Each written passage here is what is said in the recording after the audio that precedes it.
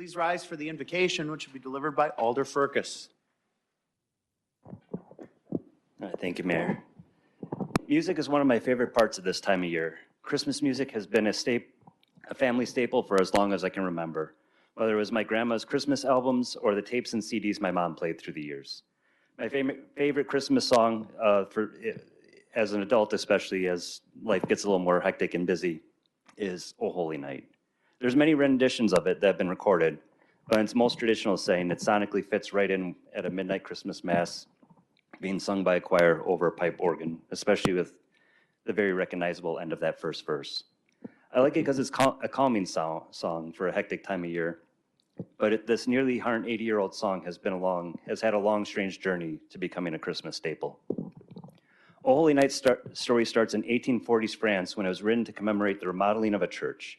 A local poet, Placide Cappeau, wrote the lyrics and was so pleased with what he had wrote, he reached out to a friend and composer, Adolphe Adam, to compose music to accompany his poem.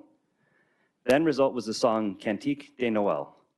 While the song did become popular by the standards of its time, the lyrics were seen as rather confrontational, and its sharp language around slavery in its third verse was taken as being critical of the French church. For reference, the third verse starts, "Truly, he taught us to love one another. His law is love, his gospel is peace. Chains shall he break, for the slave is our brother, and in his name all oppression shall cease." The Church of France would soon ban this song from future services, and even to this day, many renditions leave out this verse and revisit the end of the first verse again. Cappeau would be branded an atheist, leave the church, and later join France's socialist movement. For his contributions, Adam would be labeled a Jew and be saddled with all the anti-Semitic baggage this unsubstantiated claim carried in the 19th century Europe. Despite the controversy at home, the song became quite popular in France and beyond. It would make its way to America in the 1850s, where John Sullivan Dwight would translate it to English and name his version O Holy Night.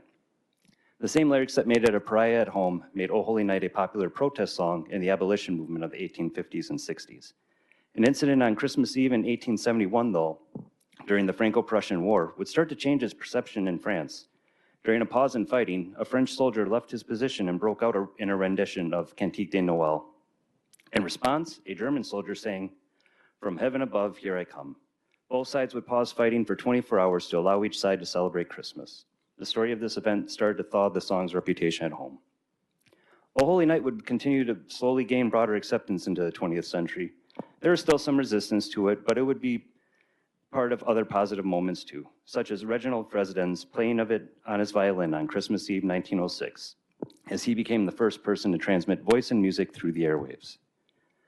The next few weeks contain many different holidays, and I hope you all get to enjoy the ones you celebrate, spending quality time with friends and family, enjoying good food and cherished traditions.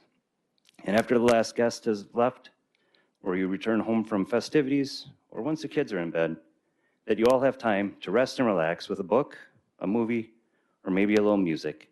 And may you have a peaceful and happy holidays and peace and love in the new year.